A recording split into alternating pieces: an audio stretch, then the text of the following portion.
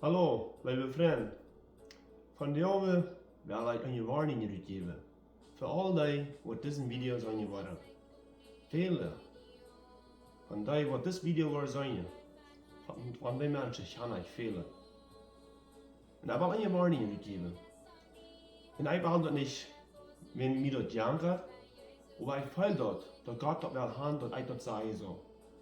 Dat is niet wat mij schijnt. Maar dat moet je zeggen. Omdat mensen zijn wie ze zijn. Viele van die mensen wat ik ken, die laten weten dat er een Müll komen, wat zich niet goed heeft. Dat is waarom ik een warning wil geven. En hier zal je niet zeggen, waarom heb ik geen gezegd? Waarom heb ik geen gezegd? Dat is grausam wat ik lijden moet. Hier in de hal wil ik lijden moet. Dat is grausam. Dat is waarom ik die warnen wil. Ik doe het uit. Ik wil gaan dat du die amtjeren. Du sollst bechanen. Ik muss mal betterlich hielen. Met al die zinnen wat ik gedaan heb, wat ik andere mensen heb ongedaan, wat ik niet elder heb ongedaan. Dat is grausam. Lieve vriend, ik wil je warnen.